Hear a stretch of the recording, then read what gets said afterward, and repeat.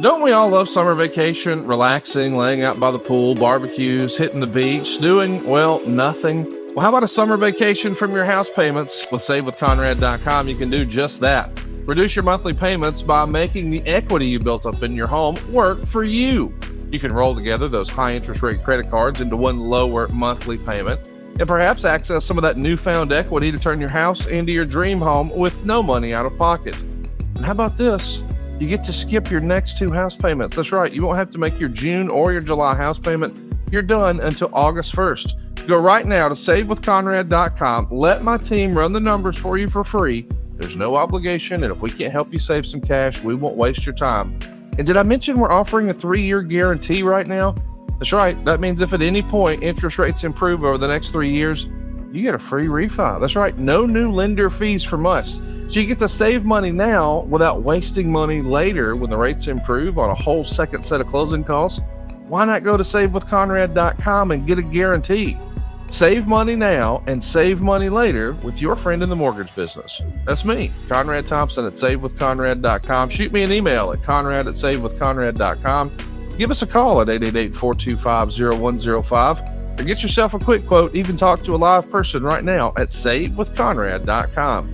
NMLS number 2129, equal housing lender. Let's take a summer vacation from house payments at SaveWithConrad.com. Hey, it's Conrad Thompson, and we are live at 83weeks.com early on Friday, May 30th, 2025, for a little something we like to call Ask Eric Anything. Of course, we couldn't do it without the Hall of Famer himself, Easy-E, Eric Bischoff. Eric, what's going on, man? How are you? I'm doing great. I'm in Park City, Utah with my family, my wife's side of the family. We're all here for a little mini family reunion of sorts. I've been through Park City about 1 million times, but I've never spent any time here and looking forward to it. It's a cool town. I'm excited to hear how your trip goes, but I'm most excited to talk to you about your big birthday. You had a big celebratory week this week before you were at a family reunion. It was your birthday, and I think most of us always remember that because it's around the same time that Scott Hall came down the steps on Nitro way back when. And you want to talk about this special birthday? Was it a big one? What'd you guys do? What was it like? Just another day. I kind of been looking forward to it and working towards it. I wanted to make some real big changes physically prior to my 70th birthday, and did. And I was going to do this big reveal, but I'm not quite ready yet because I'm vain as fuck. And I'm not quite ready to do that yet. I mean, I'm close. I'm real close. So it was a big birthday in the sense of I had a goal that I wanted to achieve on this particular birthday. But beyond that, it's just another day. We didn't do anything special. It was just Lori and I over the Memorial Day weekend, and we had a great time, but we just hung out in town and went out to eat. I think on Sunday we went into town and had a couple cocktails and a bite to eat, but that was kind of it. No big deal, man. Well, we love celebrating your big birthday in these parts, and we love celebrating good news. We got the news earlier this week that Jim Ross successfully completed his cancer surgery. I think he thought ahead of time it might be a 2-hour surgery. We're hearing it was closer to a 4-hour surgery, but we're hopeful that they got all of the cancer and it's been completely removed, and hopefully chemo and radiation aren't next. But man, that's great news that the voice of wrestling came through surgery just like we hoped. Yeah, we hoped and we kind of knew because he's too damn stubborn and too damn tough to let something like, cancer get him down. He's just too tough. He's too stubborn, too ornery. Cancer stepped in and said, hey, let's go hang out with Jim Ross for a while. And it stuck around and went, nah, let's get the hell out of here. So I know the feeling.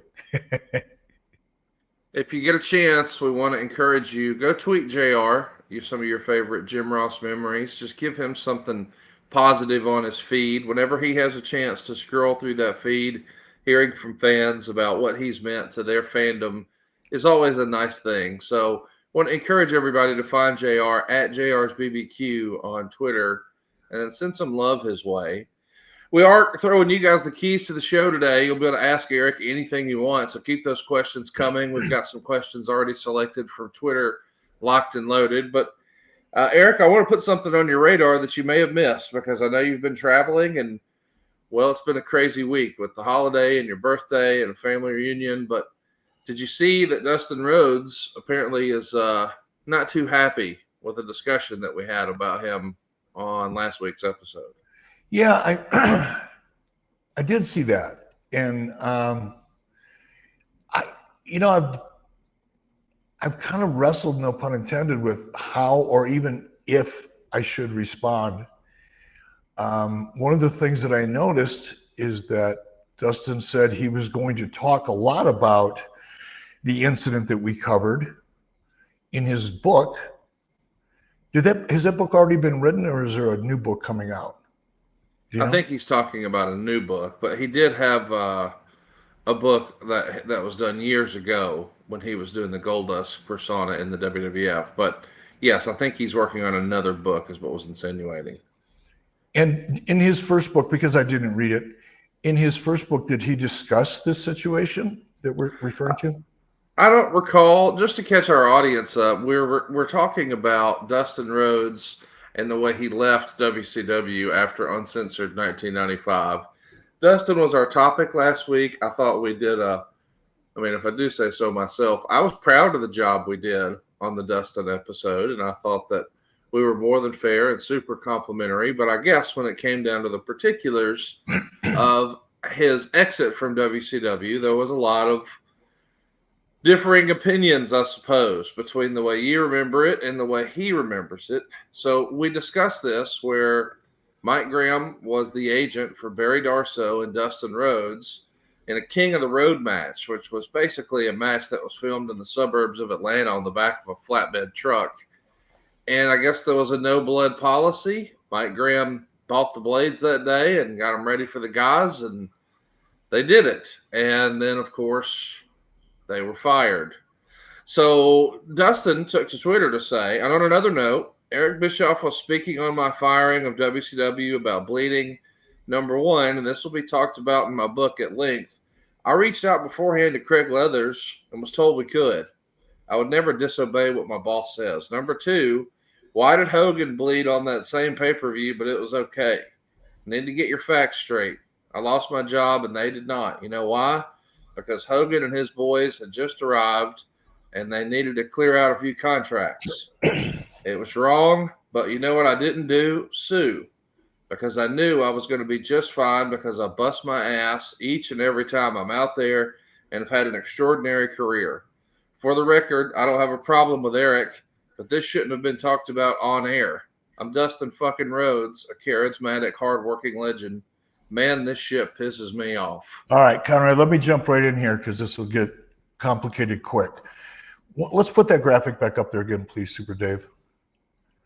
So let's start with the end, where he says, I don't have a problem with Eric, but this shouldn't have been talked about on the air. Well, according to a wrestling historian who's here with us, Dustin did talk about it in his first book.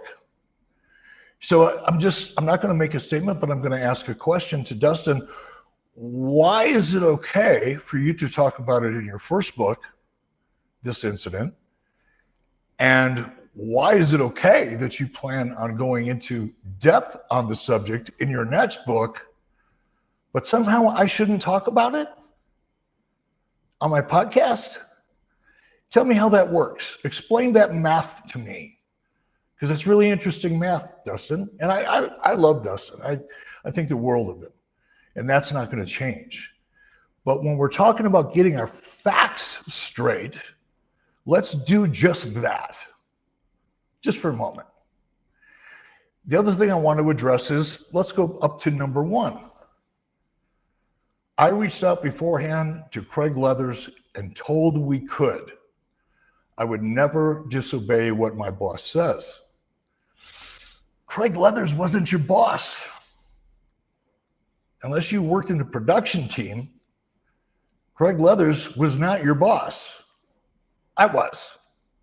Mike Graham was not your boss. I was.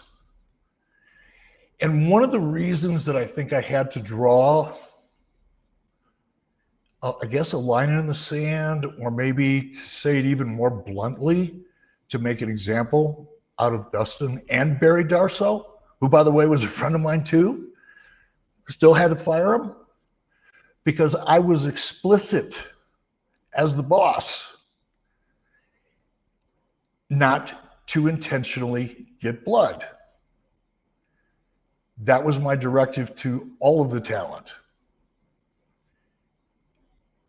You went to, now this is the first I heard it was Craig Leather's approval. I have always heard it was Mike Graham, but now it's Craig Leather's, which is fine, because the reason that I drew that line in the sand and the reason I had to make an example is because the culture in WCW up until that point, when it came to the wrestling side of the equation and the creative side of the equation, is if you're a talent and you didn't necessarily like what was laid out to you on any given night for your television appearance, the kind of common theme was, well, if you don't like what this person's telling you, just go find somebody else and ask them. And if that answer doesn't work for you, then you can go ask this person over here. All of these people that I'm referring to are people that would be on the creative team or on the production side of the equation, as in Craig Leather. So in other words, if I don't like, Conrad, what you're asking me to do, I'm going to go to somebody who works with you, pitch plead my case to that individual, and if I can get some sympathy there, if I can get, yeah, that should be okay, well then I've got a get out of jail free card. What I was faced with at that time is getting that situation under control. And with respect to blood, it wasn't my choice not to get blood. It wasn't my choice to let all of the talent know it's not acceptable. That was a mandate that was handed down to me from my bosses. And after making it explicitly clear from me to the talent and everybody else involved, not to get blood intentionally, we did it anyway. Now, I'm going to accept the fact that I probably didn't handle it as well as I could. In hindsight, I could have been more clear, I guess. But the fact that Dustin takes exception to the fact that he would never go against his boss, but yet he goes to Craig Leathers, someone who's not his boss, to give permission to do something his boss made clear not to do, it just doesn't really sit that well. Now, as far as Hogan, as I said the last time we touched on that, I'm going to go back and look at that. I definitely am. Because I can't, as I said last week, I can't comment on something that I haven't seen or don't remember. But I'll watch it and then I'll follow up on this particular subject next time we do a podcast, because I really want to dig into this. Really want to dig into it. But look, Dustin doesn't want me to talk about it, but he's pretty comfortable talking about it. Dustin says he would never go against his boss. Well, he did, which is why I had to make an example out of him. And I didn't want to, because Dustin was a friend. I was tight with Dusty. If anybody suggested, and this is the part that I guess I take exception to, it was because Hogan and his friends came in and we had to make room. In other words, we had to fire some people to make room for Hogan and his friends. That's the chicken shit part of this that really disappoints me. One had nothing to do with the other. And for Dustin to subscribe my intent and get inside of my head and decide what my motivations were, it's really not fair, Dustin. It's not fair. You don't have all of the information. I understand why you would have been upset. I understand why I'm disappointed in the way I handled it. I really am. However, it had nothing to do with Hogan and making room for contracts. That's absurd. That's a blame somebody else. Put the heat on Hogan. It has nothing to do with Hogan's contract or anybody else's for that matter. That was lame. It was weak. And I was disappointed. And I hope Dustin forgives me for addressing this the way that I have, but he felt, I guess, necessary to address it once in his book and coming up shortly. But if we're going to get our facts straight in your next book, Dustin, make an effort to get the facts straight. Still love you. You know what I hate about this whole thing is, Eric? I mean, there was so much love and respect and appreciation just pouring out of your side towards Dustin and his whole family last week that I feel like he probably didn't hear the episode and he's just been told that this is what's said, or maybe he heard a clip and I don't know, maybe he felt differently about it, that if he had the context, because we've said it many times on this program, context is king. If he had the context of the entire episode, I don't know. I think maybe he'd feel differently. Well, who knows? Maybe, maybe not. You know, I've seen Dustin. I mean, there's no heat between us, or at least there wasn't until probably now that I've actually responded to what Dustin said. And I debated whether I was going to respond to it or not, because responding to something like this, all it does is keep it alive and probably, yes, you know, makes it worse in the long run. And a large part of me was just going to, yeah, well, whatever. It's not going to change my life one way or the other. But when I saw the comment about I was fired to make room for Hogan and his friends, that was such a bullshit comment, and had nothing to do with the facts, as long as we're talking about facts. That's the part that really got under my skin. And I felt, you know, let's clear the air. That was the statement that made me go, you know what, maybe I should respond. And of course, you know, it's the first thing we did this morning, so hopefully this will be the end of it. But if Dustin would ever want to sit down and talk about it, I'd be happy to do it. Grab a steak, reminisce, talk about old times, and clean the air on this one. Happy to do that. Do you ever feel like car shopping is sort of designed to help you second guess yourself? I mean, is this a good price? Am I making the right choice? Well, with CarGurus, you don't have to worry or wonder or even wait. They have the most inventory of new cars and used cars, so you can find the best deal. You'll find their unbiased deal ratings, their price drop alerts, and their in-depth vehicle reviews make you feel that you're going to be making the right decision. Because a big deal should never feel like a big risk. That's why I go to CarGurus for that peace of mind.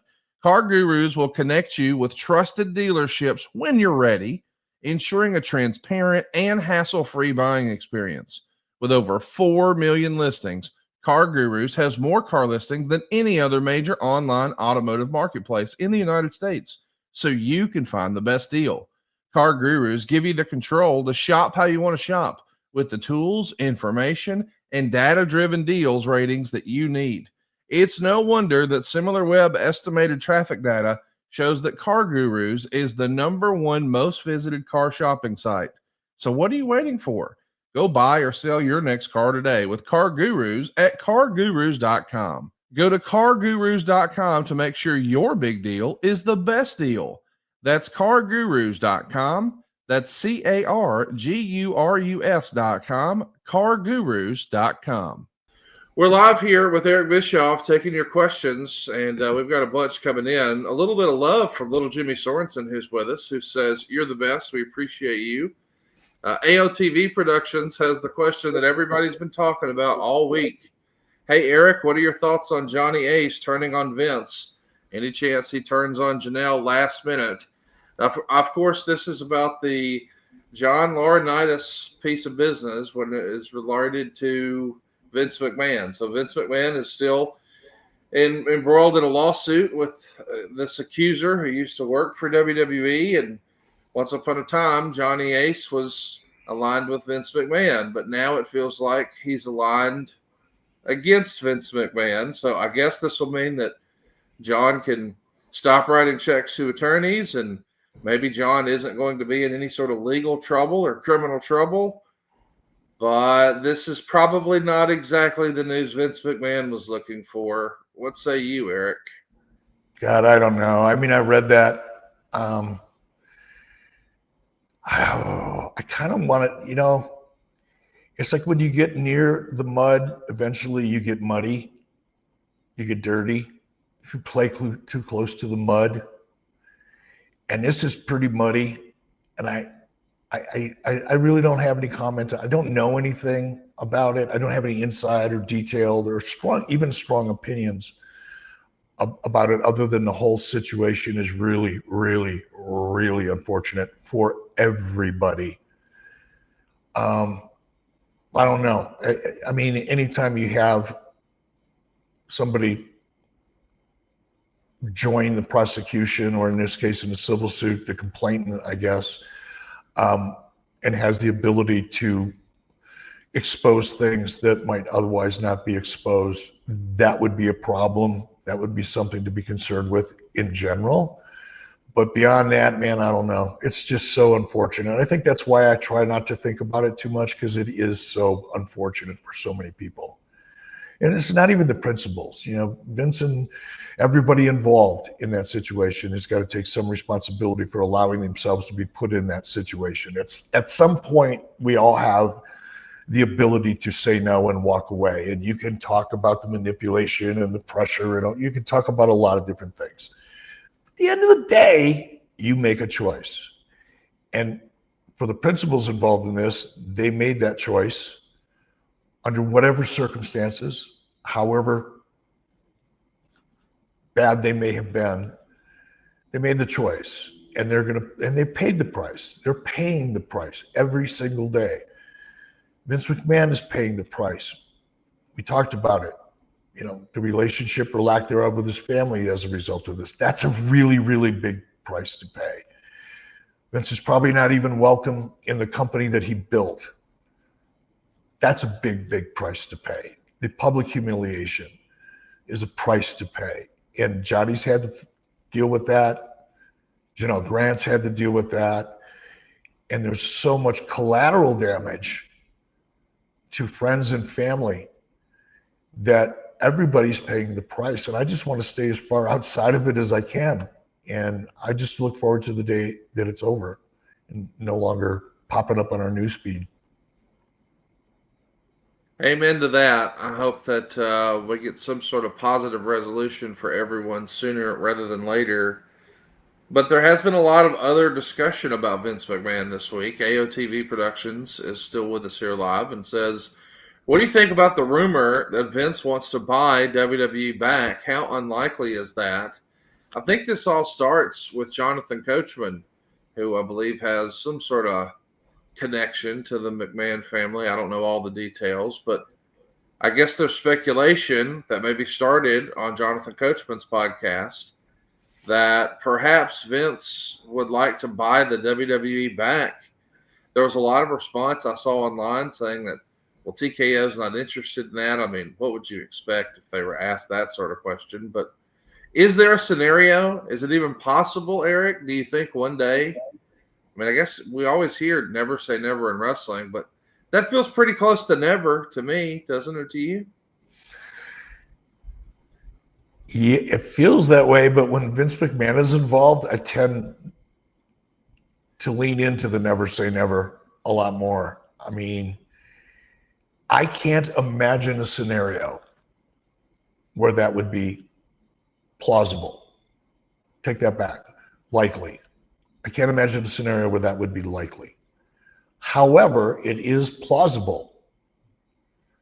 TKO may not be interested, but it's a publicly held company. Depending on the offer, TKO has no choice but to be interested because they have a fiduciary responsibility to the shareholders to maximize shareholder value. And if Vince somehow, some way, I don't know, let's just throw Saudi into the mix, put together a fund that would make a legitimate offer for a publicly held company, interested or not, it has to be entertained. Now, I know almost nothing about mergers and acquisitions other than they suck, having been through one that didn't turn out too well for anybody involved in the entire company, not just WCW, but Turner Broadcasting as a whole. That was a disaster. It has gone down, I think, in financial business circles as the AOL Time Warner Turner merger as being the worst corporate merger of all time.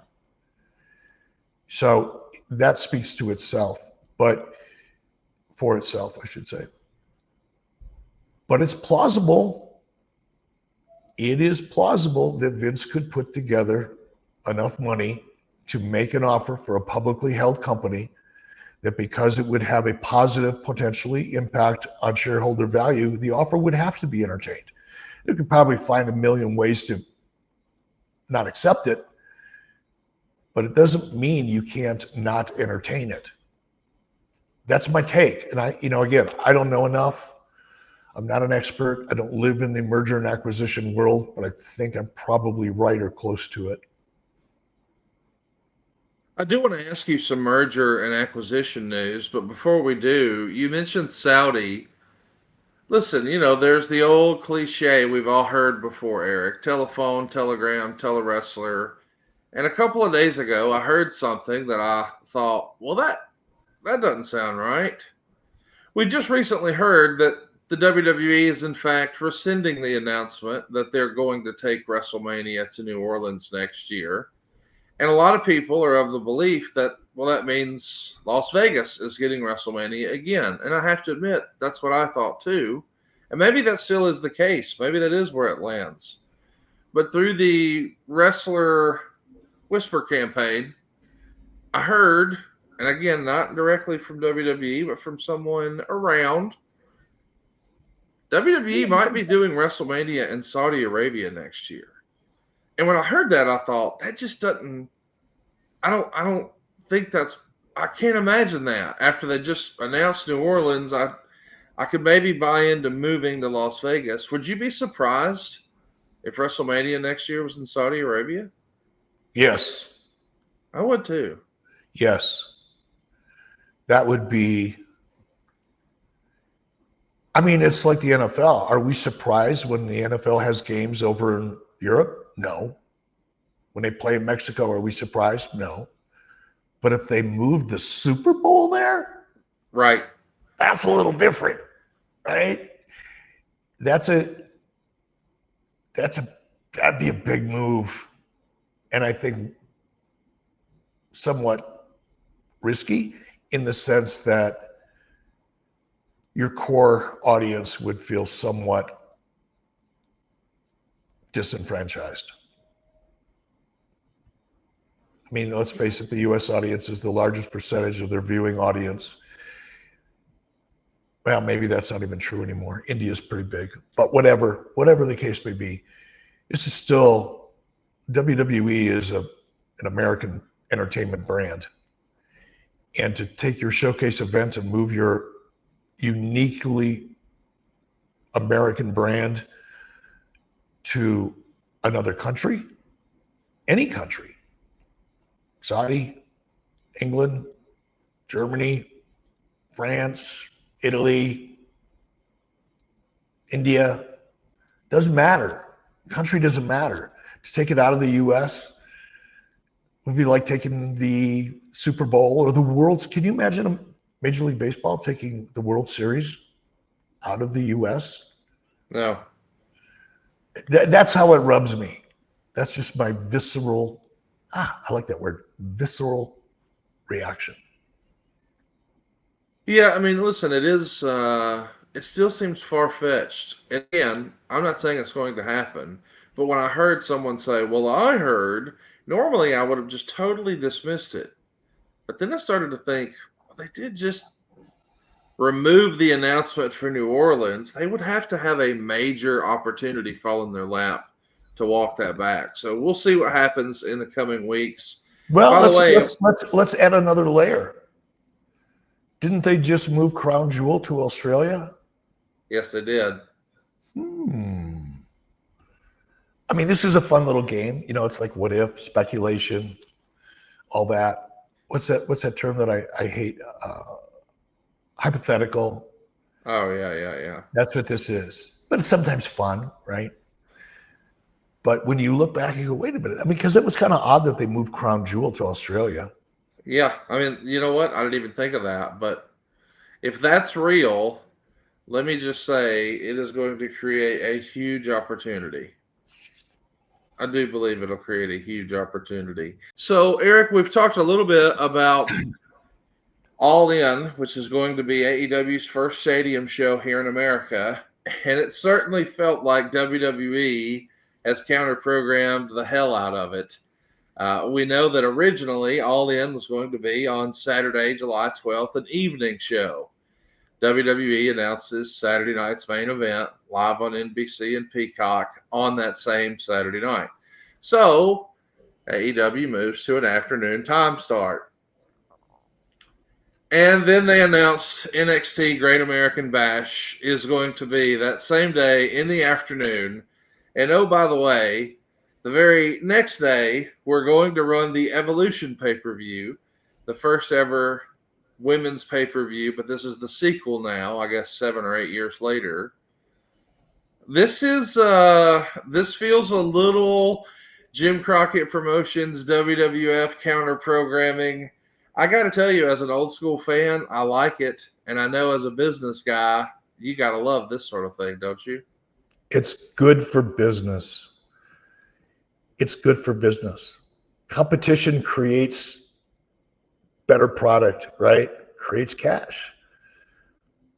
Forces people to up their game. I proved that more than anybody in the wrestling business. I proved that. And this is AEW's opportunity to step up their game. Tony talks, and I'm not bearing, this is not me being negative. Tony likes to talk about being the challenger brand. Now's the time to be a challenger brand.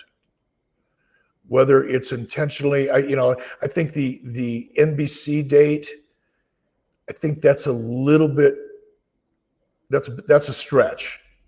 It's not like NBC can just arbitrarily, because they hear AEW is doing something, and Nick Khan or Ari Emanuel calls their contacts over at NBC and says, "Hey, I don't care what you had programmed before. Let's do a Saturday night main event on that night." That's not how television works, folks, especially at the network level. The advertising for those shows are sold in advance. There's commitments in advance. There's promotional things. I mean, there's a lot that goes into it. It's not like programming a social media channel. Let's put it that way. It's a very complicated thing, programming a network. And they would have known, they meaning NBC, would likely have known 6 months ago that this date is the date that they would likely want to pencil in a Saturday night main event. My point in all this, because I'm guessing, I don't know anything other than how things kind of normally work typically. And it would be atypical for the Saturday night main event to be some kind of counter programming measure more than it is coincidence. I think that portion of this is coincidence. I think the rest of it is fun. Eric, there's no chance it's a coincidence. The AEW announced this stadium show a year ago. All right. So that's a good point. I agree. It makes it less likely then. I didn't realize that it was announced a year ago. My bad. Well, I'm not cutting you off. I mean, here's the thing that I think you're going to love about this. Throw that graphic up there of the 3 shows again, so if you don't mind. So this is the Great American Bash in Atlanta. This is Evolution in Atlanta. And this is Saturday night's main event in Atlanta. I don't know. I have no inside information, but I felt like an idiot because I can't believe no one's talking about this. Do you want to take a stab at what the main event on Saturday night's main event is going to be, what the big headline attraction is going to be, Eric? I couldn't even guess. Bill Goldberg's last match. We've heard that Goldberg is working on his last match. We've heard that he's planning his WWE retirement. It's coming up soon. He said in interviews it's happening down south. Where else would it make sense for Goldberg to have his last match other than Atlanta? And what a big attraction, since you're out of the pay-per-view business, to say that you're going to give Goldberg's last match to NBC live for Saturday night's main event. Like, no one has told me this. I'm just saying, boy, isn't that logical that this would be the home of Goldberg's last match, head-to-head with AEW All In? My goodness, Eric. It's pretty cool. It's pretty cool, and it'll do very well. Good for Bill. Good for Saturday night's main event, because that's going to be a hell of a show. Should get a pretty big number. I read the other day that this last Saturday night main event did really well. One of the better ratings they've had since they started, if I remember the story correctly. This will probably be bigger than that. So that's cool. What I'm curious about, though, that's a lot of wrestling in Atlanta, right? You can, well, but again, it's NXT. Great American Bash is at center stage, so that's not going to be hard to fill. Right. I mean, I just think they're clearly going to be leaning into the WCW nostalgia, bringing back Dusty Rhodes' creation, the Great American Bash, doing it in Atlanta. And then, of course, they're going to have, we believe, I'm guessing, no one's told me this, but it is logical to imagine that would be the site of Goldberg's last match. I think it's also logical to expect that if I'm WWE, I think I'd want you there, Eric, wouldn't I? I don't know. I think my value as an on-camera talent has diminished to the point that I don't think it would be added value. I think it'd be kind of cool. It'd be nice it'd be like garnish on the plate. But at the end of the day, it won't matter. I don't know. I'd love to think that there were a bunch of WCW cameos. Like, if Goldberg really is going to have his last match in Atlanta, and I get there's a variety of reasons the timing wouldn't make sense. But as a longtime wrestling fan, I do think it would be cool to see Hulk Hogan and Goldberg in the ring together one last time. I'm not saying as a match, just a photo op, just the image of Hogan and Goldberg in Atlanta with the old big gold belt. I don't know. It just feels like I think the appropriate thing to do. That's one that I think would be added value. That I would be excited to see, because it kind of connects the dots. Really, yeah. It was Atlanta. It was Hulk Hogan that said, "I want to get Bill Goldberg over as much as I can," and volunteered to do business for Bill, with Bill, in Atlanta. That wasn't my idea. That wasn't Bill's idea. That wasn't Ted Turner's idea. That was Hulk Hogan's idea, because he believed that much in Bill Goldberg. Shocked me, shocked everybody else, but was just so excited to be able to bring that to Atlanta. And I don't remember what the attendance was, somewhere around 45,000 people for a live television show that you could have stayed at home and watched. That's pretty freaking awesome. And I think because of that night, because of that moment, and because of what that moment did for Bill Goldberg, I think it would be unfortunate if Hulk Hogan wasn't there, even if it's just sitting ringside. Doesn't need an interview, don't need a promo, but to not have Hulk there for a match like this would be, I don't know, an incomplete story. They need to throw together, the Steiners and you and DDP. Let's just get a box of WCW legends there for Goldberg's last match. If that really is what they're going to do, we'll stay tuned. We'll see. But, my wrestling math says that's probably the direction they're going. I also wanted to get your take on the announcement that WWE is headed to Philadelphia. We recently discussed here on the program that AEW is going to be doing a residency where they're going to run like 6 shows. I guess it's, 3 weeks worth of shows here. But it's just been announced that NXT is going to be there the night before or the week before. So right before that all begins for NXT or for AEW at the 2300 Arena, NXT is going to be there a week early. I don't know why, but I find this hysterical to me. Is this just comedy at this point, Eric? I don't know. I think it's fun. It is funny. It's awesome. It's awesome. This is again, it's up to AEW to respond, of course, and make it a real war. But at least from a scheduling perspective, I have to throw in the towel and say, Yeah, you poke the bear. Here it comes. Hope you like bears.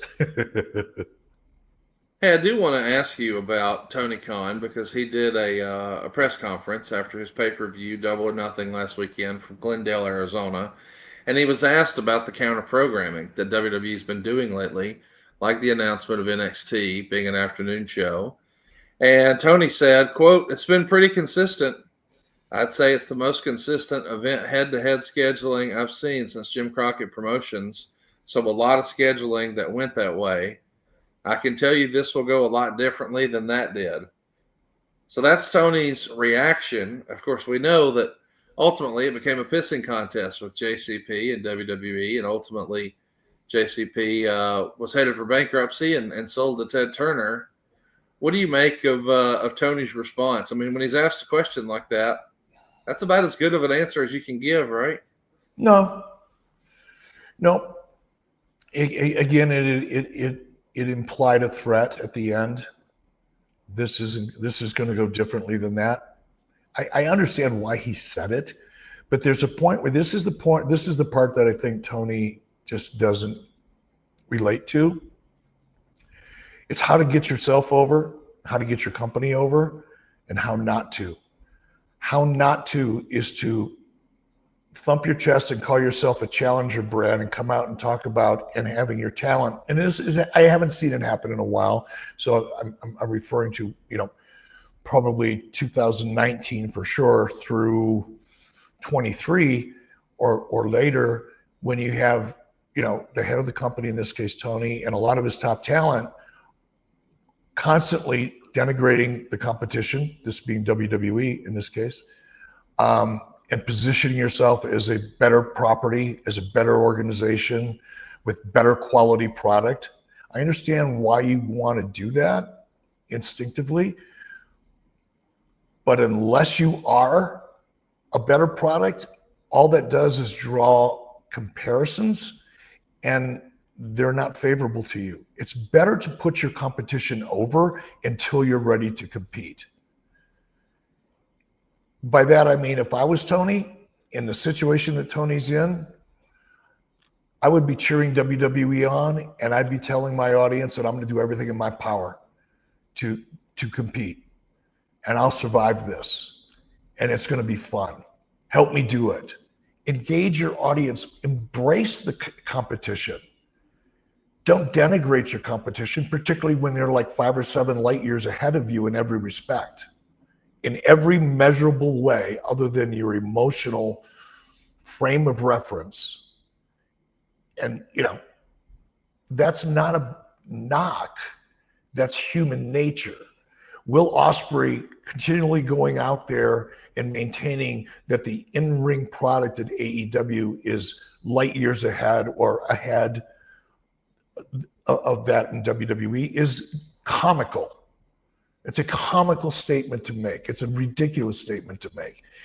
And it will invite fans to look at your in-ring product from a subjective position, meaning they're not the ones in the ring.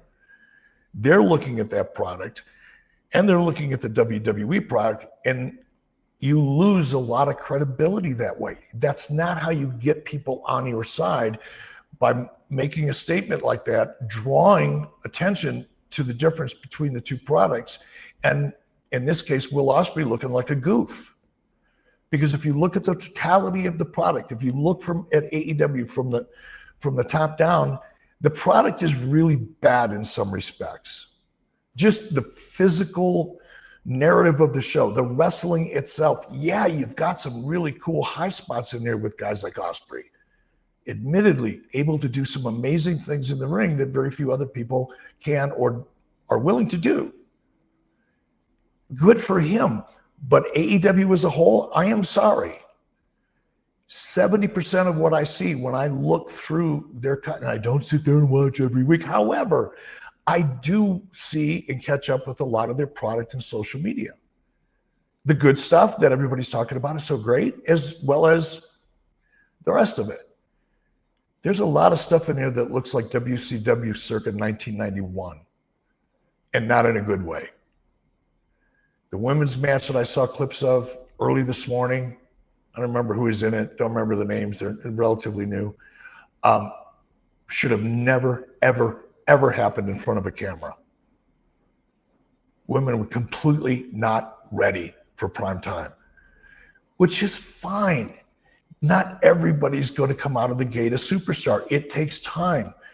But while you're building, don't compare yourself to the juggernaut. It's just not the way to get people engaged in your brand and want to fight on your behalf. I told you the story last time about a particular talent that I'm not going to name, who tried so hard to get himself over that it became almost obnoxious. And when I finally pulled him aside and said, dude, you put yourself over so strongly, so consistently, that you're taking away the opportunity for the fans to do it on your behalf. That's the magic in getting yourself over, whether you're in the ring or whether you're the business side of the equation. Learn how to get people on your side, and not just the hardcore, the sickos as they're referred to. And I don't know if that's derisive or not anymore. Maybe it's a good thing. I don't know. But not only that 600,000, the group of 600,000 fans are going to watch no matter what. We got another 800 or 900 or 1 million fans out there that could be on your side. You have the platform. It's not like they can't find you. They choose not to watch you. Figure out why they choose not to watch you and get them on your side. That's television. That's being a television producer. That's being a brand builder. Don't satisfy the market you have. Find a way to increase the market by learning why the people that don't like your product, and then fix it, or at least attempt to, as opposed to veiled threats that we've all heard before and nothing happens. I don't know. Maybe Tony's thinking in his mind, Jim Crockett had to file for bankruptcy. Ted Turner bought essentially the assets of Jim Crockett Promotions out of bankruptcy to launch WCW. And in that respect, I agree with Tony. It's probably not going to end up the same way. Technically speaking, no, likely it won't. Crockett's didn't have $1 billion to play with. Tony presumably does. So that will change the outcome. But it's similar to one of his earlier press conference where he addressed the same things, and he came out and he was all hot. Says, I'm not going to put up with this shit. Oh, really? What are you going to do about it? So far, nothing. That's what I mean about throwing down a gauntlet. Until you're ready to back it up, put your competition over. People will root more for you if you're putting your competition over than they will if you're constantly taking shots at the guy that's beating your ass in every conceivable way. With prices going up on just about everything lately, being smart with your money isn't just a good idea, it's essential. But managing subscriptions, tracking your spending, cutting costs, well, it can all feel overwhelming. Lucky for you, Rocket Money takes the guesswork out of all of it so you can make smart decisions. Rocket Money is a personal finance app that helps you find and cancel your unwanted subscriptions, monitor your spending, and even help you lower your bills so you can grow your savings. See all of your subscriptions in one place and know exactly where your money is going. And for the ones you don't want anymore, well, Rocket Money can help you cancel them. Rocket Money's dashboard gives you a clear view of your expenses across all of your accounts. You can even easily create personalized budgets with custom categories, all to help you keep your spending on track. You can even set alerts. So if your bills are going to increase in price or there's unusual spending activity, or if you're getting close to going over budget. There's even a new goals feature. Rocket Money's the real deal. They'll even try to negotiate to lower your bills for you. You see, they automatically scan your bills to find opportunities to save, and then you can ask them to negotiate on your behalf. They deal with customer service. You don't have to. Rocket Money has over 5 million users. They've saved over $500 million in canceled subscriptions, saving members up to $740 a year when they use all of the app's premium features. Cancel your unwanted subscriptions and reach your financial goals faster with Rocket Money. Download the Rocket Money app and enter the show name 83 Weeks with Eric Bischoff in the survey so they know that we sent you. Don't wait. Download the Rocket Money app today and tell them you heard about them from us at 83 Weeks. Eric, we've got a live studio audience here. Let's do a question here. Matt LaRusso says, planning a road trip from with the family to Yellowstone from South Florida. And I was planning to check out the Cody area. Are there any recommendations on restaurants or must-sees in or around town? How about that? We got a Cody visitor. What do you recommend out that way, Eric? Oh, well, in general, the restaurants in Cody are okay. There's no special restaurants in Cody. The Trailhead is pretty good. If you just want one of the best burgers in the West, in the Rocky Mountain West, I would say the Silver Dollar Bar right downtown. There's a great little lunch place there called City's Table, Sittis. Great Mediterranean food. Other than that, that's it. But there's so much to do otherwise. One of the coolest museums in the country is there, the Museum of the West. It used to be called the Buffalo Bill Cody Museum. It's really 5 different museums under one roof. I think it's called the Remington Western Art Museum is there, one of the largest collections of Western art, probably anywhere in the world. Amazing stuff there. Artists like Charles Russell, for example, who's famous for Western art. The Firearms Museum is second to none from an historical perspective. So if you're interested in the history of firearms, not only in the United States but from around the world, it's an amazing museum. Natural History Museum is there. My favorite part is the Plains Indian Museum. I've always been fascinated with Plains Indian history. By Plains Indian, I mean North, South Dakota, Kansas, Nebraska, Wyoming, Montana, Idaho, kind of the northern part of the Rockies and a little bit east of the Rockies. That part of American history, and Native American history in particular, has always been of interest to me. Read a number of books on it over the years. But there is a museum there that is second to none when it comes to Native American history. So I would check that out for sure. But if you just want to do outdoor stuff, there's a rodeo 7 nights a week starting June 1st through Labor Day. Rodeo is always fun. And a lot of good rodeo too. It's not just a local rodeo. These are cowboys and cowgirls that compete all over the West all summer long. And Cody's an important stop on that tour because they're all riding for points, trying to qualify for something. So the rodeo is always fun. River rafting, it's all over the place, right? The river, North and South Fork of the Shoshone River coming out of Yellowstone is a blast. Horseback riding, hiking. There's a lot to do here, really. Hope you enjoy your time in Cody. We've got another question from, I'm going to butcher it. Mr. Cox says, good morning, Eric and Conrad. Eric, if you could manage a talent in the wrestling business today and help him on the path to be a world champion, who would it be? Thank you for the years of memories. Who do you have your eye on as a top young up-and-coming talent that you think, hey, that could be fun if you were to get to do your best Bobby Heenan on the outside for that guy? For me personally, I would have the most fun working with a really young, like an NXT star or somebody hoping to become a star in NXT. That would be fun because you're working with moldable clay, people that are willing to listen, people that are willing to learn, people that haven't developed their own habits, good and bad. Because it's hard. I've never golfed, but I think a good metaphor might be trying to unteach a golf swing. Meaning, I would imagine golfers who are really intent on learning the game, practice their swing and practice their swing and practice their swing.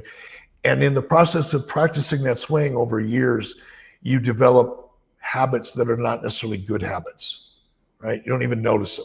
Form, whatever. It's harder to untrain that bad habit than it is to train in a good habit from the beginning. So working with somebody that doesn't have a lot of experience can be the most rewarding because you don't have to undo anything. They're just moldable clay in your hands, and it's up to you to shape it and make art out of it as a director or coach, I guess.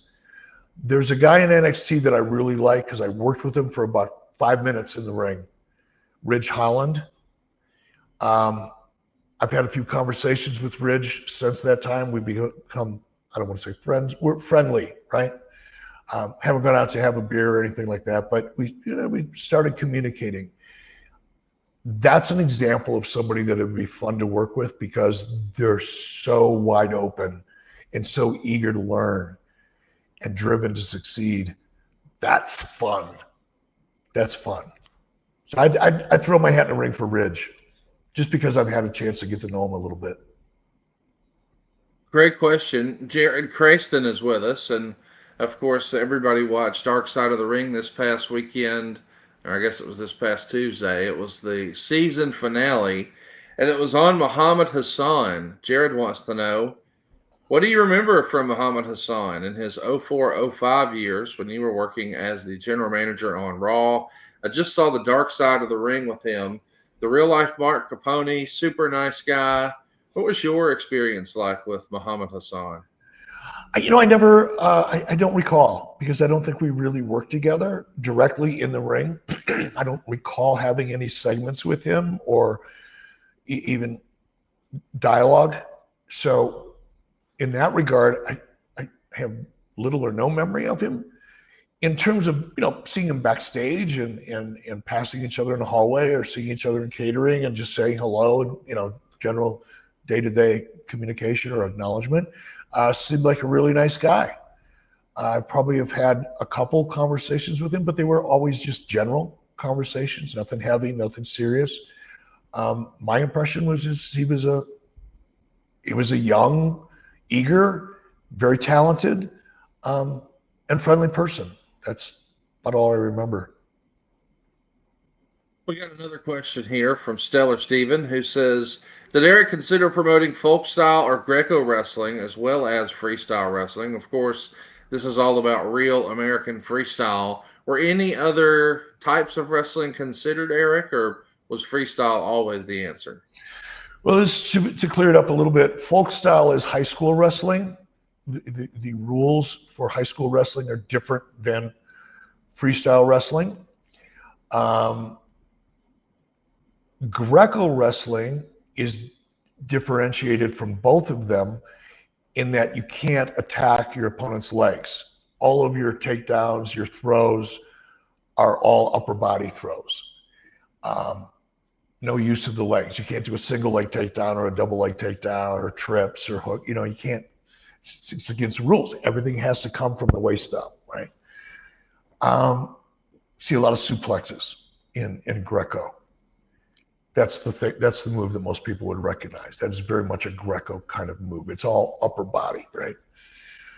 I prefer Greco. I enjoy watching Greco. I wrestled Greco for about 2 years out of high school when it was the AAU sanctioning. The Amateur Athletic Union was the sanctioning body, and there were AAU sanctioned both freestyle and Greco tournaments all over the Midwest, and that's where I was competing at that time. I was better at Greco because I had dead legs. my legs were slow. So I was easy to take down, or easier than I should have been to take down. And with Greco, because I had good upper body strength and just mechanically, I just adapted to Greco more quickly than freestyle. I prefer Greco. But freestyle is the most popular style of wrestling around the world. It's the Olympic style of wrestling. So that's what we're going for. We are talking about introducing Greco at some point down the road because I think it should be a part of our organization, but not until after we really get established with the brand and the audience begins to understand what freestyle wrestling is. Unless you're a wrestler, competitor, or friends and family of a competitor, freestyle wrestling is kind of, it exists, but you're not really sure how it works. So part of our job is to not only bring great action to the ring and great stories. That's going to be the biggest challenge, is creating stories, because these are real people. These are going to be real stories, not fictional, scripted stories. It's finding their character, the respective characters in our athletes, and bringing them to life in an entertaining way through storytelling. That's going to be a big challenge. The action in the ring, part of that is going to be a challenge because people just don't, outside of the wrestling community, don't really quite understand it. But that's why we've got guys like Chael Sonnen. We're talking to Daniel Cormier. We're bringing people in that will be able to not only entertain the audience while they're covering the action in color and play-by-play, but they're going to be able to educate the audience at the same time. Edutainment is the word of the day when it comes to Real American Freestyle. So it's like MMA. I may have said this, if you've heard this before, Conrad, please stop me, but I used an analogy in an interview, I think last week. 15 years ago, if you would have walked into a bar and pulled 10 guys out of the bar out into the parking lot and said, okay, I've got $100,000 in my pocket. If you can describe to me what a rear naked choke is, they would think you're talking about a scene in a porn flick, right? It's like, what? Rear naked what? Choke? What? Now, if you go into that bar and pull out 10 people and say, I've got $100,000, if you could tell me what a rear naked choke is, all 10 of those people would likely be able to not only tell you what it is, but demonstrate it. Because the UFC has done a great job of educating and edutaining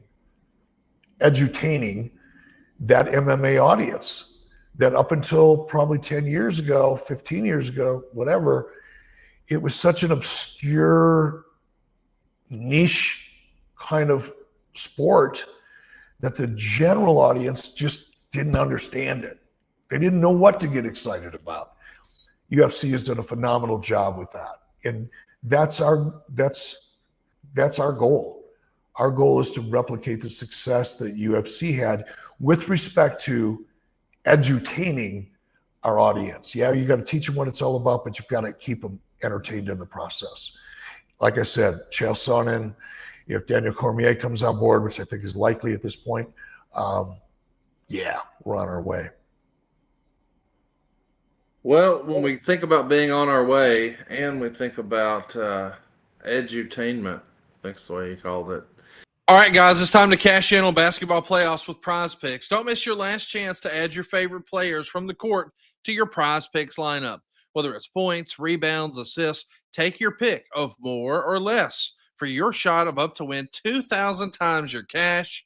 And this is the time to play, boys. The finals are finally here, and I'm pumped. And PrizePicks is here to make sure that you have the most fun possible. I think PrizePicks is the best way to get action on sports, and they're in more than 30 states. I'm talking to you, California, Texas, even Georgia. The PrizePicks app is really easy to use. To create a lineup, all you got to do is pick more or less on a few player stats, and bam, you're hooked up for your chance to win up to 2,000 times your money. I'm a big believer in this, and I love their platform. PrizePicks now has Venmo, Apple Pay, MasterCard, more. They make it quick and easy for you to get deposits and for you to get paid. That's what we're about. Let's have some fun. And right now, I got to tell you, with us having so much fun with the NBA playoffs, that's what I'm going with for my PrizePicks. I'm going with Miles Turner with Oklahoma, getting more than 5 rebounds. And I'm going to throw down with Tyrese Halliburton with Indiana, getting more than 17.5 points. That's what I'm picking. What are you picking? I'm telling you, PrizePicks is so fun. You're going to have a blast. I want you to stop what you're doing and go do it right now. You're going to be glad you did. Download the PrizePicks app today and use our code 83weeks. You'll get $50 instantly after you play your first $5 lineup. That's code 83weeks to get $50 instantly after you play your first $5 lineup. PrizePicks, run your game. Eric, we got to hit another headline here from this past week that I feel like is worth discussing.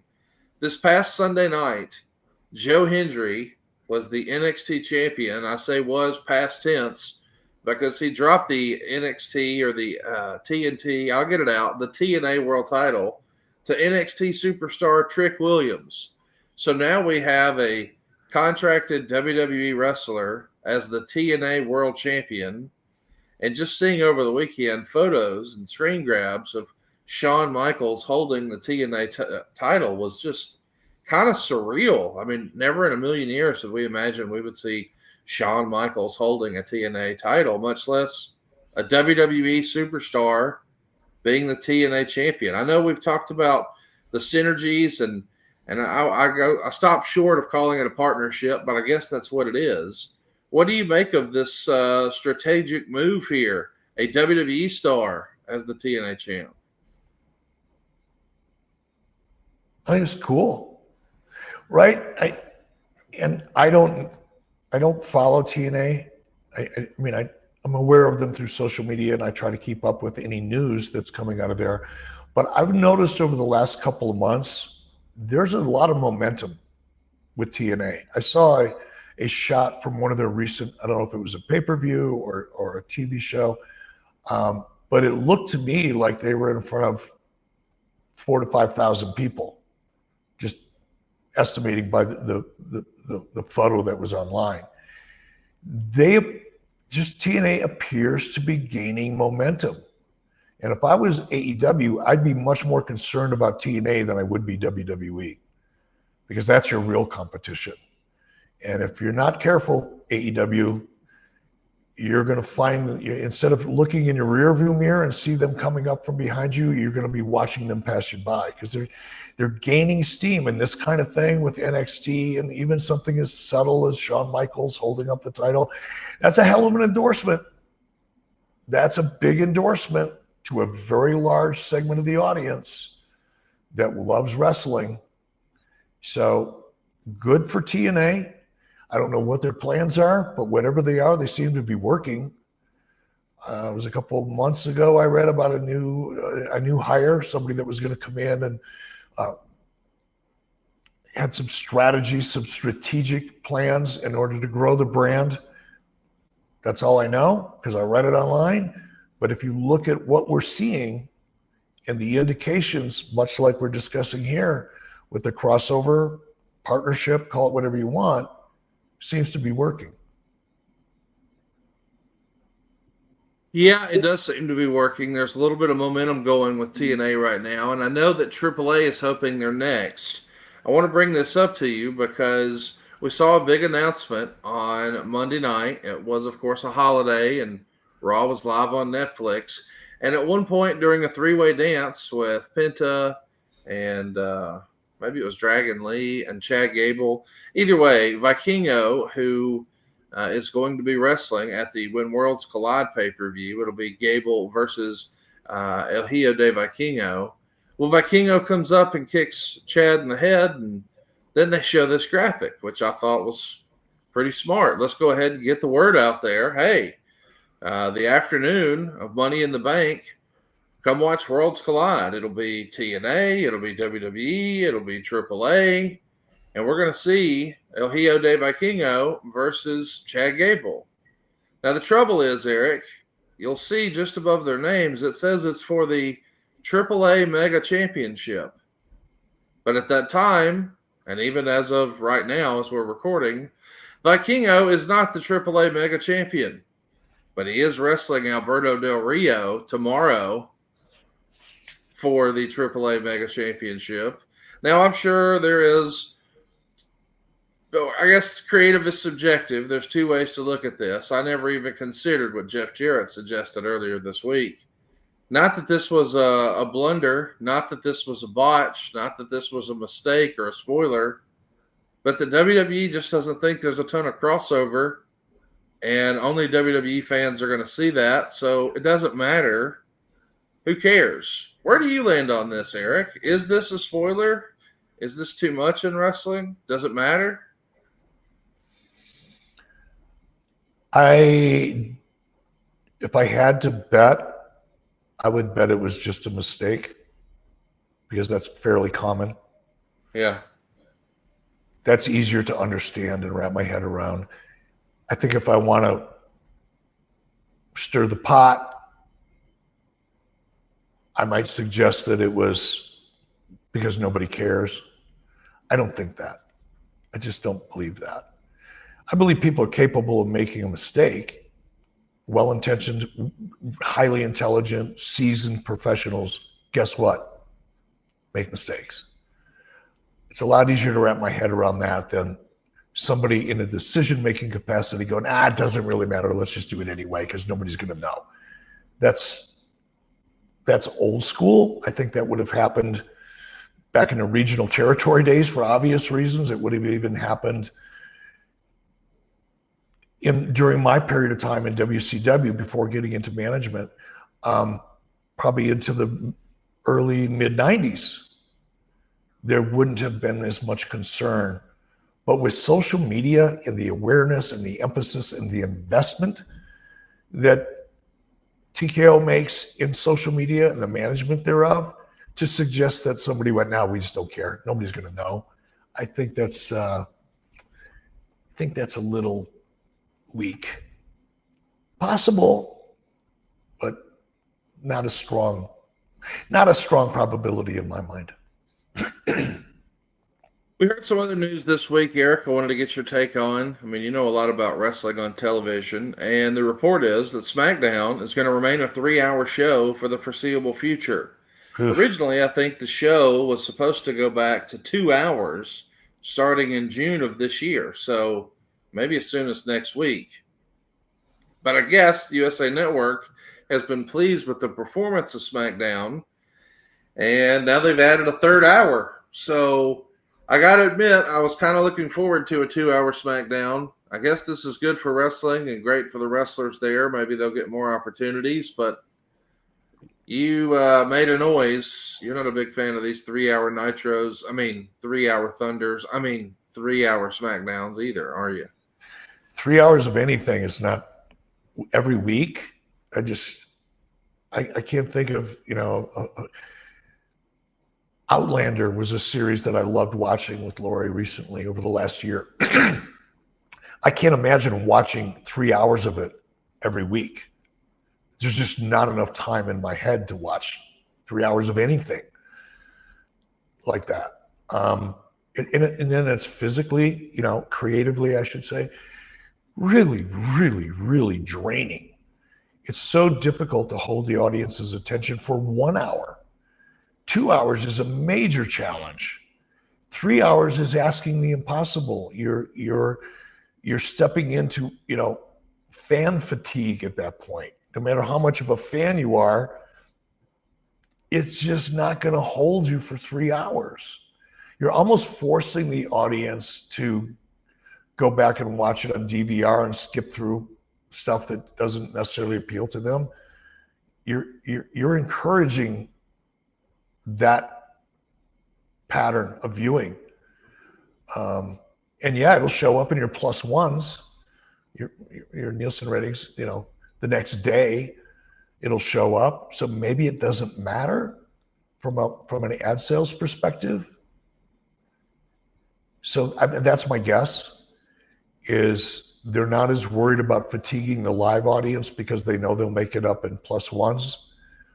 But man, it's hard.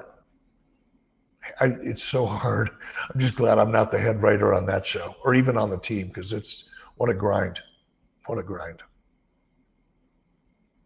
We've got some other news and notes about John Cena. He recently sat down with Stephanie McMahon for her podcast and talked about why he was retiring. And he said something like this: "I can't do those lifts anymore." This was from John Cena's Hard Knocks gym in Florida.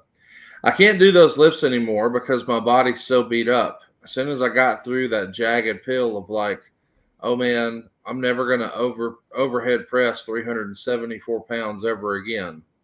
But let's get to work to see what the best I can do for today is. It's a very similar course to WWE. My skills are on regress. If I continue at a full-time capability or involvement, I'm not going to run right. My partner's not going to run right. Our relationship isn't going to run right. Sorry, kid, it's time to close this chapter. I wish I was 18. I wish I felt great because I don't feel more at home, besides in the arms of my wife, than I do on a canvas." So John is basically laying out, hey, he doesn't want to retire, but he feels like he can't do it the way he used to. So that's a sign that it's time to move on.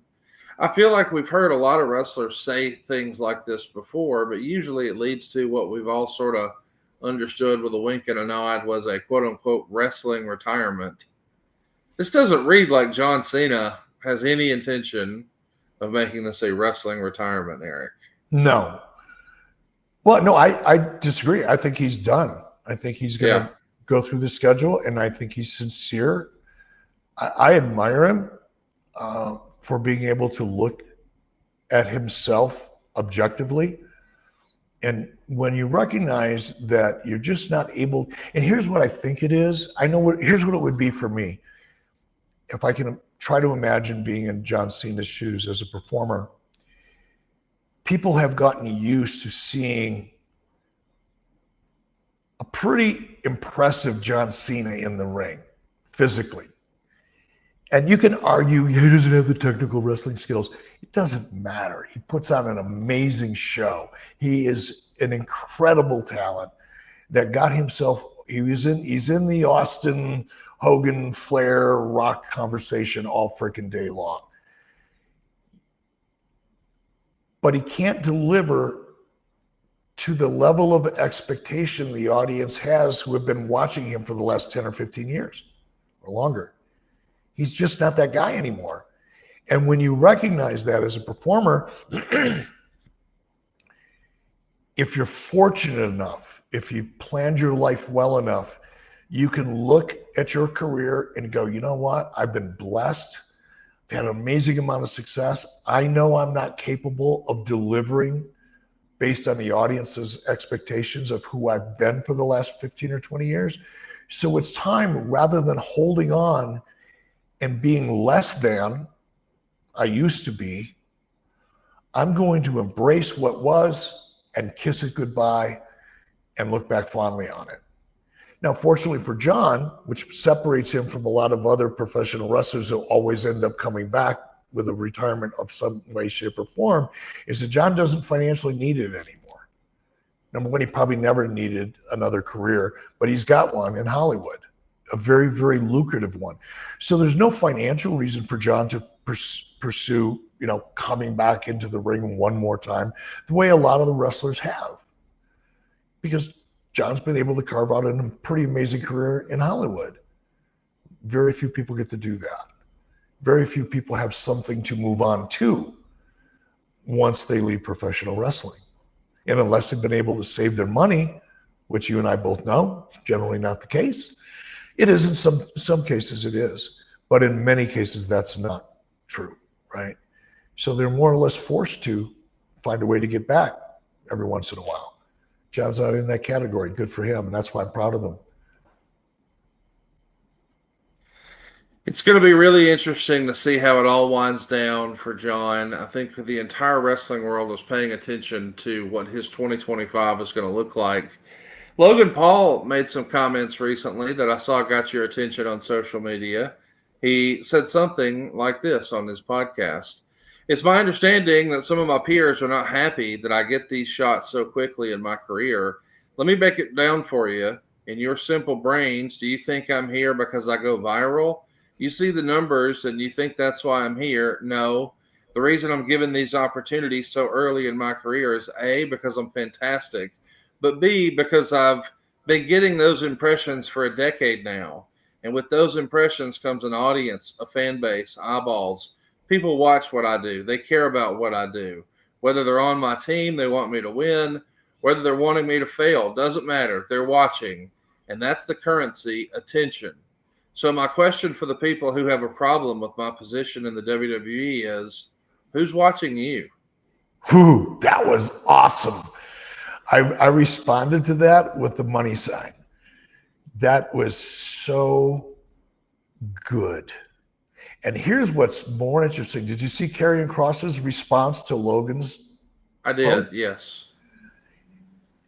What was it last week when I talked about Dominic Mysterio and how he's using social media? And I kind of conflated an interview with a social media post, but nonetheless, it ended up on social media. I don't know, but here again, Logan Paul just cut a hell of a promo. Hell of a promo. Karrion Kross had a hell of a response. It's organically, potentially, God, I hope I'm right about this. I really, really freaking hope I'm right about this. Because if this is another example of WWE really using social media effectively to plant the seeds of a storyline in social media that then begins to unfold on camera, that's fertile ground. There's a whole lot of fertile ground that you could begin to tell stories and begin stories in a whole new way.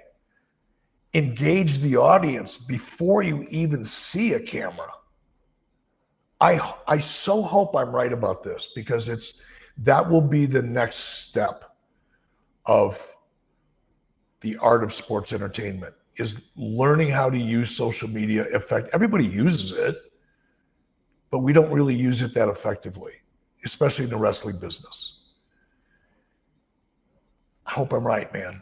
But that promo was awesome. I'm a big Logan Paul fan, and he's right. Didn't say one thing that wasn't true. Did not say one thing that wasn't absolutely 100% true. So I don't know, man. Fingers crossed. I loved it. And I'm a big fan of Karrion too. Big fan. I think I said on this show a year ago, maybe longer, that I really thought that Karrion Kross is going to be one of the next big stars in WWE. Not the biggest, but one of. Over a year ago, I expected to see something out of Karrion, and we're just now beginning to see it. So I hope I'm right on both counts. All right, guys, get ready. Now you can be ready when she needs it and get your first month of BlueChew free. And we've got breaking news here. BlueChew Max is here. Yeah, it combines the active ingredients of Viagra and Cialis into one chewable. It's a combo that acts fast and it lasts. And that means that great sex is just a few clicks away when you sign up at BlueChew.com. You'll consult with one of their licensed medical providers, and once you're approved, you'll receive your prescription within days. BlueChew's tablets are made in the USA. They're prepared and shipped directly to your door. And the best part is it's all done online. And that means no visits to the doctor's office, no awkward conversation, and no waiting in line at the pharmacy. So make your life easier by getting harder and discover your options at BlueChew.com. We've got a special deal for our listeners. Try your first month of BlueChew free when you use the promo code 83weeks. Just pay $5 shipping. That's promo code 83weeks. Visit BlueChew.com for more details and important safety information. And we thank BlueChew for sponsoring today's podcast. Eric, we're going to be wrapping up here. We've got a bunch more questions coming in. I do want to hit a few before we get out of here. Ask a Bum says 3 hours is fine in today's environment because no one watches a full show of anything these days. Anyway, everyone just watches segments. I hate to disagree, because I don't watch the entire show, Eric. I have to admit, I usually start a wrestling show on a DVR and then I try to catch up. At best, I'll be caught up by the end of the show, but I'm finding the things I like and I'm watching those, and I'm fast forwarding the things I don't like. How many wrestling fans do you think consume wrestling like that today in 2025, Eric? Wild ass guess. Haven't looked at any research, but I would say probably 75%. Wow. It's just too easy. It's people take the path of least resistance, no matter what it is. It's human nature. And if you can get your dopamine hit faster and more frequently by fast forwarding through things that just doesn't appeal to you, and you can get right into the dopamine, you're going to do that. It's human nature. You're not going to sit through things that don't necessarily excite you and wait to get to the good stuff when all you have to do is pick up your remote and go, and boom, dopamine hit. I don't know, 75% would be my guess. Ryan Potter's with us here live, and he says, Eric, please do one mystery opponent per RAF pay-per-view. I saw that come up earlier. I was thinking about that a little bit, Ryan. That would be kind of fun. That would be a new twist on freestyle wrestling that people haven't seen before. I might steal that. I'm going to float that. When it comes to this kind of thing, I'm not making those calls. Izzy Martinez and Chad Bronstein will have a lot more to do with that because they're working directly with the athletes and the other sanctioning bodies that we're aligned with.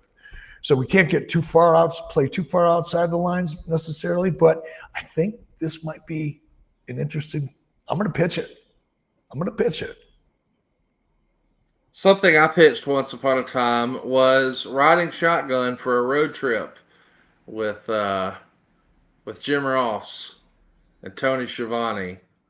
We did it. It was called Road Stories. We did it for adfreeshows.com, and we've recently started posting clips over on our YouTube at podcastheatwrestling.com. Let's show you a little clip of what we just posted at podcastheatwrestling.com, Eric. Those stories where you almost felt alienated, not wanted in Turner sometimes. If people would be down in the food court and have a sandwich at the Wendy's or something, and look at you like you just got off the goddamn a carnival tour. Yeah. Oh, I don't know. I may have told you this story, but bear with me. I'll tell it again. Remember we built a little edit studio right down in Denver. Okay. You and I were down there right up front, and a couple Turner execs came in. I don't know if CNN execs, and they came through there and they were fucking laughing about all this for fucking wrestling, making fun of us, and you jumped their shit. I don't remember what you said, but I remember like I think the last thing you said was, "Get on out of here." Yeah. Well, and I thought it was great because you were defending us, right? it's disrespectful. Yeah, it was They're disrespectful. shitting over what we did for a living. Exactly. Why would you do that? Why would you do that to anybody?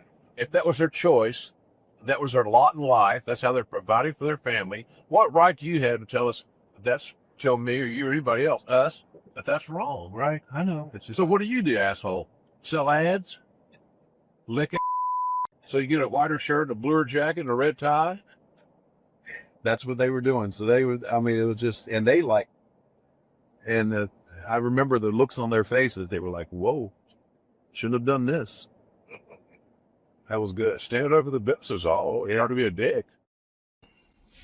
Go check out Road Stories, available now at podcastheatwrestling.com. Man, is there anybody like Jim Ross? How great was he in that clip, Eric? Yeah, it was great. That was typical Jim. He's just salty as salty can be, but I love that about him. We're all pulling for Jim. We hope you guys will continue to share your positive memories with him on social media. Eric, it's going to be a fun weekend for you. You got the big family reunion thing coming up, but I think you're hitting the road for Real American Freestyle after that. Is that right? Yeah, we're going to be, we've got a field crew, and we're going to be starting to shoot the background packages, the feature packages, and some of our top athletes. We're going to do Kennedy Blades is on the schedule for this week. I can't wait to be a part of that. Kennedy Blades, wait till you meet her. Wait till you meet this woman. Amazing athlete, an even more incredible human being, and just so much charisma. We're going to take a deep dive into Izzy Martinez, one of our founding co-partners. He's got a hell of a story, but does an amazing job as a coach. He's coached some of the top UFC champions in MMA, helped them with their ground game, guys like John Jones, for example. We're going to get to know him, get to know some of the people he coaches. Ben Askren, we're going to sit down with Ben Askren and really get to know Ben. A wrestler that I'm really, really looking forward to getting to know. His name is Real Woods, Real Woods. Wait till you hear this guy's backstory. Absolutely phenomenal. And it's a privilege for me. It's a blessing, no doubt about it, for me to be able to be a part of this and to bring those stories to life, because that, I believe, is going to be one of the things that really makes RAF successful, is the storytelling that we're going to bring to the table. Stay tuned, boys and girls. We're going to be talking the good, the bad, the ugly of professional wrestling. And, of course, we'll have all the news that's fit to print, as they say, about Real American Freestyle in the coming weeks. Eric, I love when we get to bounce around and have different conversations about different topics. I'm hopeful we get to see some sort of Goldberg's last match announcement. I'm hopeful that there is going to be a WCW look and feel that weekend. And I kind of pumped to see what they do next weekend, with the idea that we're going to have the first AAA WWE show. Is that something you'll try to watch next Saturday as a matinee opportunity? I think I will. I will definitely watch it. I may not be able to watch it live, but I'll pick it up and watch it after the fact. I'll be working Saturday. But I definitely want to watch it because it's the first, right? This is another big first. So I want to experience that. Of course, the original When Worlds Collide pay-per-view was such a big part of Lucha history and WCW history. I can't wait to get your take on what it looks like next week. We'll be talking about it. Stay tuned. Hit the subscribe button. Turn on the notifications bell. You don't want to miss us the next time we're live right here at 83weeks.com. All right, folks, want to put you up on game, as the kids are saying these days. I have kissed a few frogs when I'm trying to grow my businesses. Once upon a time, I decided to double down on all my advertising. And man, I blew out my budget on radio and TV, and it worked. But then eventually I realized, hey, you know what? I'm not even listening to the radio as much as I used to. I need to get some digital advertising going. I didn't know who to call, so I called my same radio and TV reps. And sure, they placed an order. Yes, they took my money. Did they get me results? You see, calling the TV and radio reps to help me buy digital advertising is a bit like if your kid broke their arm and you just ran them on down to the Jiffy Lube. Hey, yeah, that guy can fix your car, but he can't fix your kid's arm. You need a specialist. You need Eric Nichols and the guys at Envision Marketing Consultants. My leads went up. My understanding of what I was buying went up. My overall understanding of the space went up. And I learned about more options that would have been great tactics that I would have never known about had I not talked to Eric. First of all, let me tell you, this costs absolutely nothing. If you're a small business owner, you need to go right now to conradsguy.com. Let Eric's team take a look at what your company's doing in digital marketing. And listen, they got decades of experience. And more importantly, I trust that they're staying on top of the technology and optimizing my campaigns. They know these algorithms are changing every day. It's not like what worked 5 years ago works today. But if your business uses SEO or pay-per-click or targeted display or streaming Hulu or maybe YouTube or even Amazon ads, you owe it to yourself to go right now to conradsguy.com. Let my buddy Eric take a look. I'm talking to you if you're B2B, if you're retail, your food and beverage, your manufacturing, even nonprofits, and certainly even mortgages. Let Eric take a look at your digital marketing and see if Envision can help you improve those results. You're going to save money and you're going to get better results. How do you lose? Go check it out right now. It's conradsguy.com. I'm telling you, it's worth the time it will take. You're going to love Eric Nichols at Envision Marketing. Let's get on track. Let's make this the best year you've ever had in business with conradsguy.com. That's conradsguy.com.